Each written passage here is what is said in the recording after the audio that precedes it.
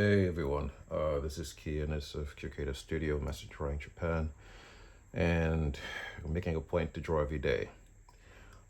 Today, I wanted to answer a question someone had about like to show how to draw like cubes and spheres and like how to rotate them in space, and I guess like how to draw cylinders and spheres and stuff like that.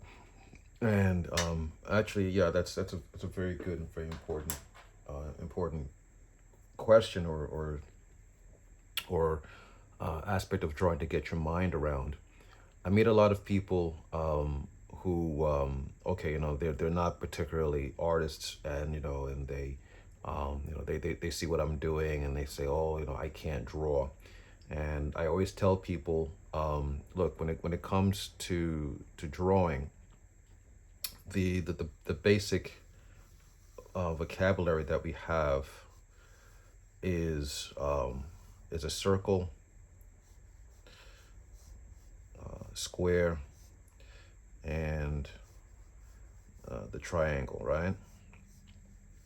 So pretty much everything that we do into the drawing is based around this vocabulary. And I say to them, so look, if you can draw a circle, and if you can draw a square, and if you can draw a triangle, you can draw. Okay, because everything is based around that.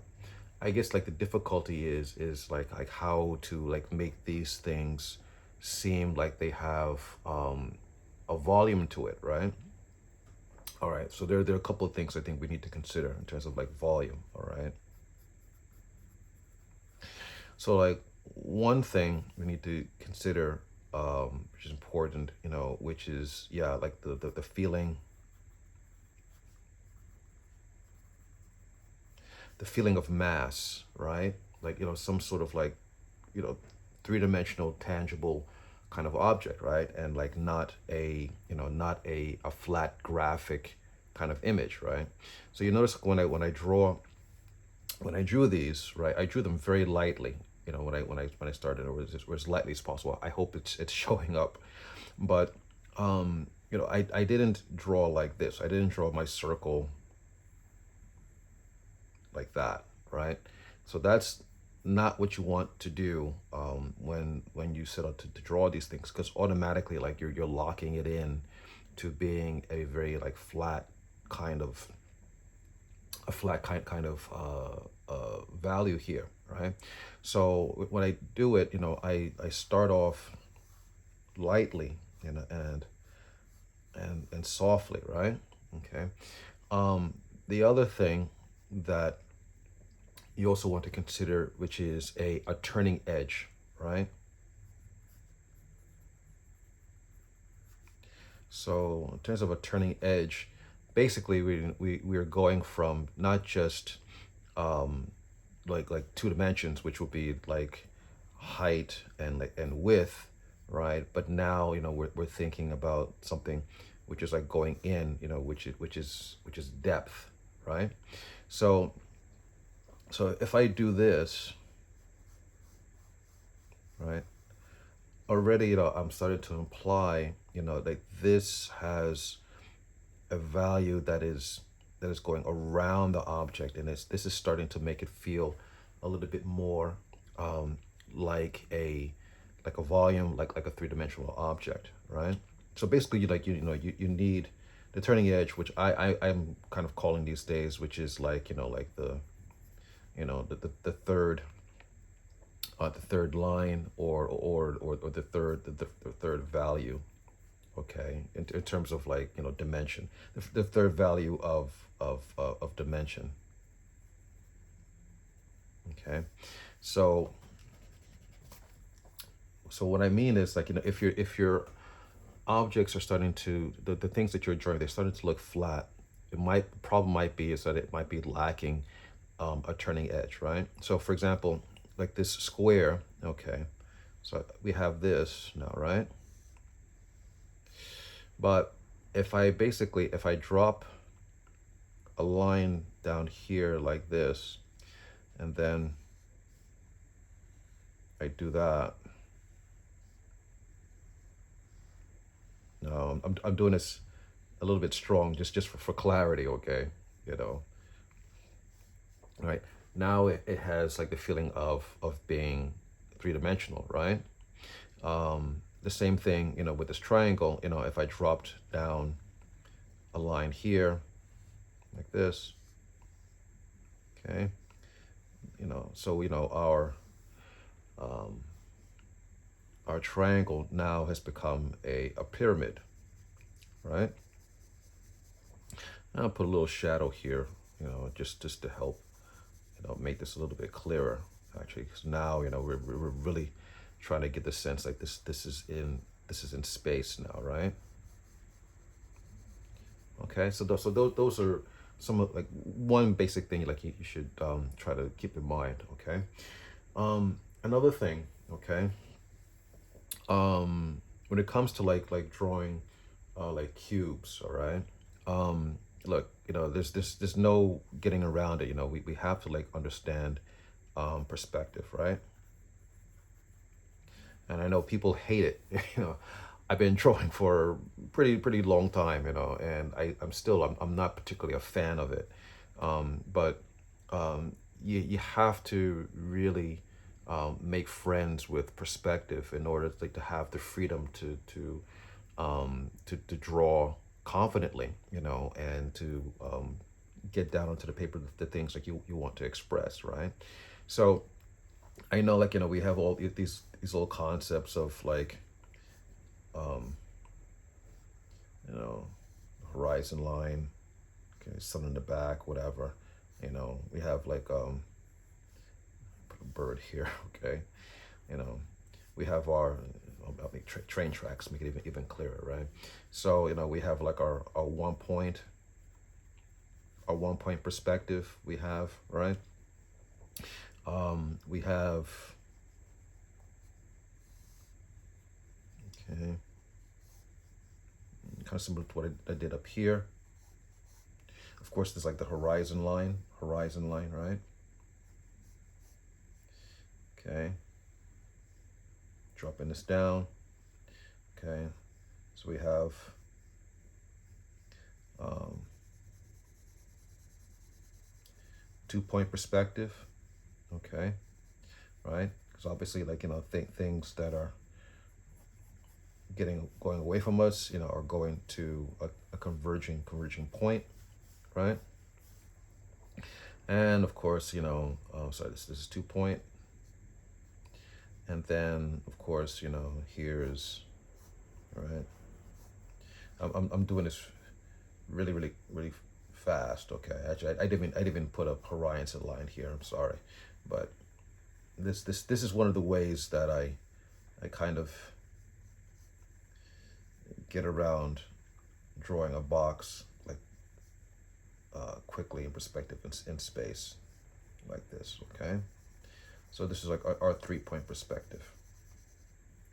Okay, so the question is like, okay, someone said, well, like how, yeah, how can I like get around like rotating this box in space?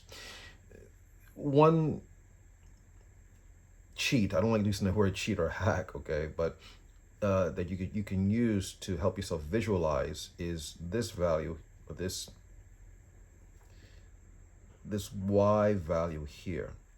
Okay, you see that corner, right? It's almost like an arrow that's like um going down this way, right? Or even here, which is even more like an arrow. You have like this one, right? Well, this was, I guess you could say, it was more like an inverted arrow, right? But this is like one of the things you can use to help get yourself around like how to visualize like something like in 3 point perspective in space, right? So for example, if I want to like draw this like from like looking under or something like that, right? I might do something like this, right? So here is my corner. I'm gonna put this up like that. And of course, this is going up. Sorry, oops, this is going up this way.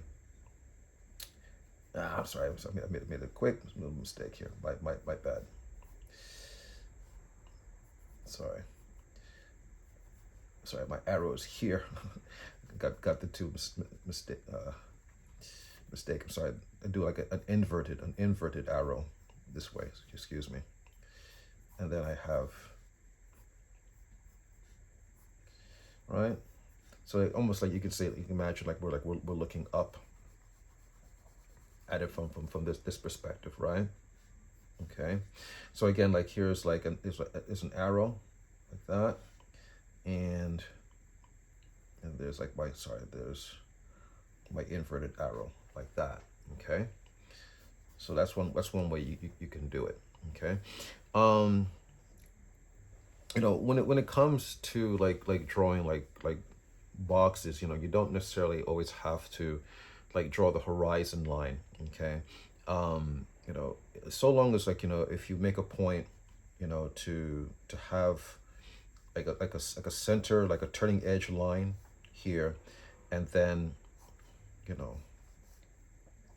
you make it clear like where these lines are converging, and that's like a quick way to like create a box. Now I did this with the mindset of, let's say like the horizon line is here like this, right?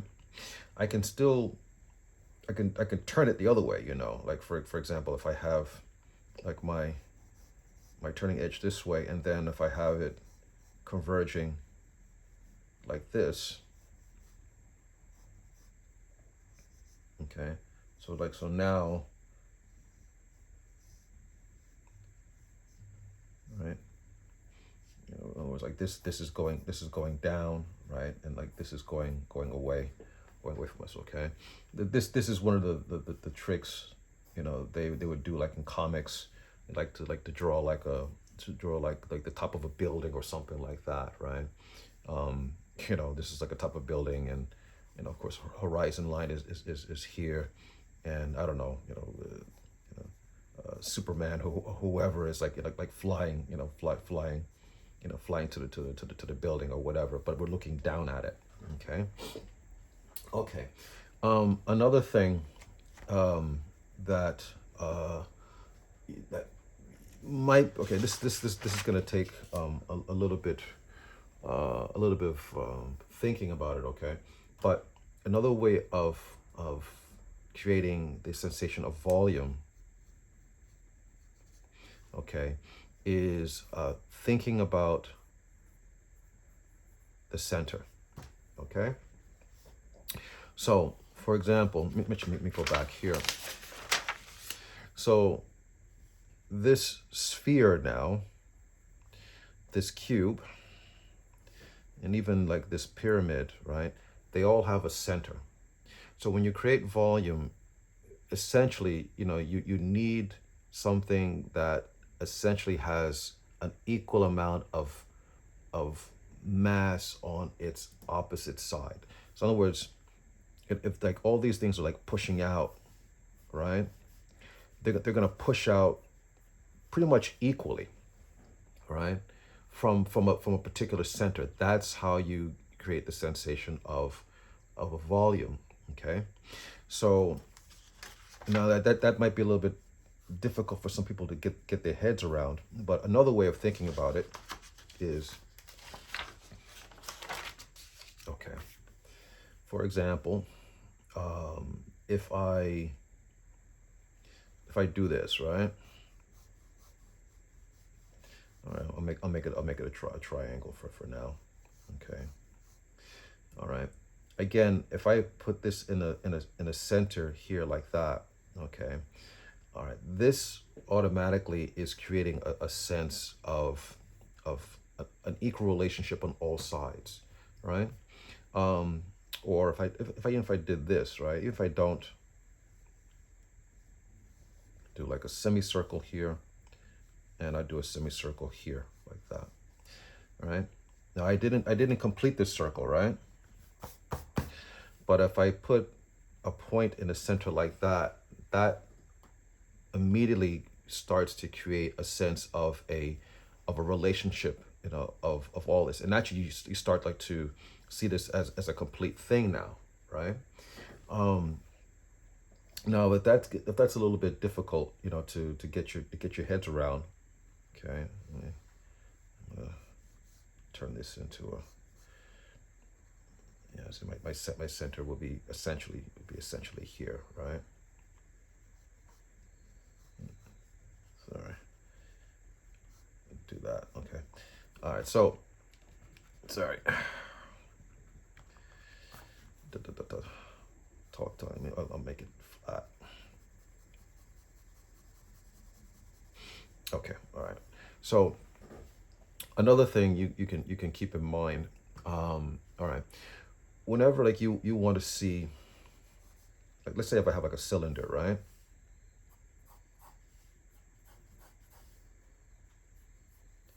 So you can see how, I'm creating the sense of a cylinder by like what these lines are converging, like, down to a point, right? That's another thing.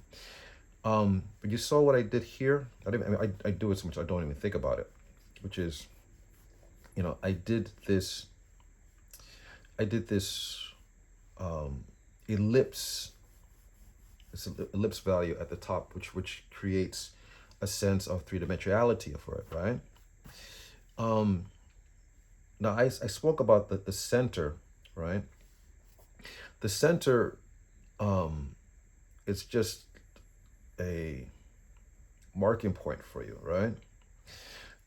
Essentially, whenever you have this ellipse, the ellipse is always going to be essentially like at a right angle to it, right? You see it? There's a right angle. It's at a right angle, right? You're not going to create a sensation of. Actually, I'm sorry. Let me do it this way. Let's say if I'll just draw a kind of like a rectangle. Actually, no, I'll make it flat. I'll make it flat like this. Okay.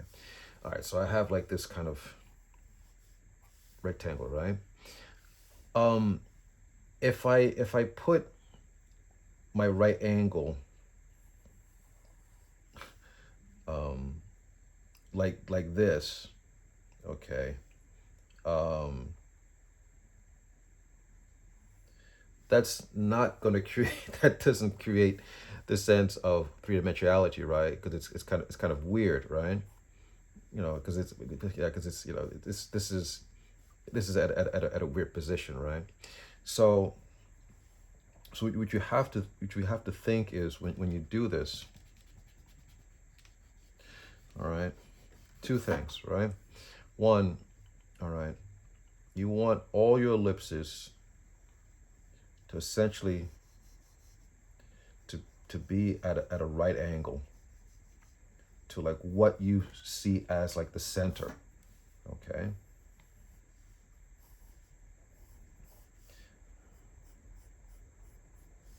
Okay, and that's how you do it. Okay, now I don't know, this is a hard thing to teach, because some people kind of like understand this, instinctively, but I don't know if this makes sense to you, but when you look at this cup, right? When I turn it away from you, like you look at like the top, you look at the bottom, right? Like essentially, it's like an ellipse sort of thing. I don't know how it's turning up on the screen, but so you have to like you have to keep this in mind, okay? If you have trouble like drawing cylinders, you know, get a cup or a glass like that, and then like turn it in space, so give yourself the opportunity to see like how like where the changes are and things like that. Okay. Um, One other thing, okay. In general, in terms of the value that I have like when I draw, okay. Um, Again, you notice like when I draw, I don't hold the pencil like hard and tight. Let me use a bigger one. I don't use it. I don't hold it like hard and tight like I am. Like this is for like writing value. You see, like I'm holding it very tight. My hand is like locked onto the page so that I have, when I write this, you know, all these characters are very like set, right? Now I can still hold it in this position, but I'm holding it very, very lightly now. Okay, right? I'm not holding it tight. When I'm gonna write words, I hold it tight, right? It's not gonna move. If I'm going to like draw, I can still hold it in this position. I tend to draw it hold like this, but it doesn't really matter. I can hold it like this position, but you see how lightly I'm drawing, okay? Right? Again, I'm not lying here, okay? I'm not, you know, switching up like my grip on it. It's just sitting in my hand, like that, or so I'm not gripping it. So when you draw, essentially, you want to have this kind of skating feeling and um, and movement when you draw. Okay. Again, I I tend to hold it this way because for me this has become more comfortable for me, to be honest. But it doesn't really matter. I could hold it this way too. Okay. Um, One thing that I used to do, I used to do actually, I still do it every now and then. Before I actually like sit down to draw, okay, I'll do like a warm up, right? Just like when you go to the gym, you just don't like jump, onto the machines, or like you're gonna like play a sport or something like that, right? Like you just don't, show up at the field and just start playing. I mean, you want to stretch, you want to warm up, you want to get your body and your body and your muscles and your blood, like like all properly geared so that you can perform well, right? I think the same thing goes with drawing. All right, it's a good idea like to do some warm-ups, to help, yeah, get your head in the right space, um recover your confidence and things like that. So one of the things that I do is, when I sit down to draw, what I'll do is, I'm sorry, as a warm-up, I'll fill the page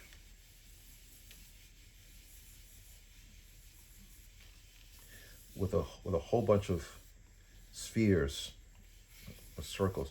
And you see again how I'm drawing. I'm drawing with my arm. I draw with my arm, not my hand. You don't want to do this, okay? All right, you're gonna get wonky circles like that, okay? You want to draw with your entire arm, okay? Actually, I'm gonna hold it this way because actually I get a better value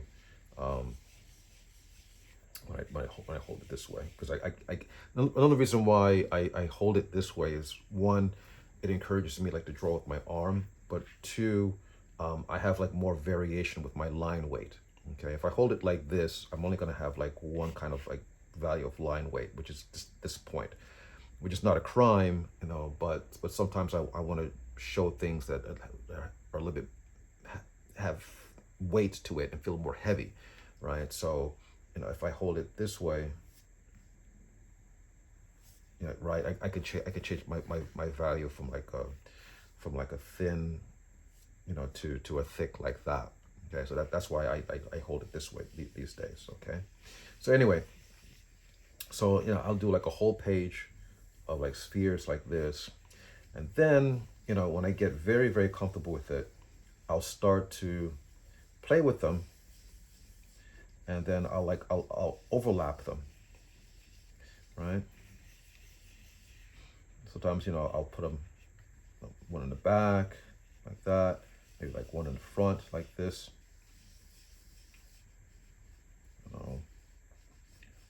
you know, I'll go like that, try to make them seem like they're going away in space.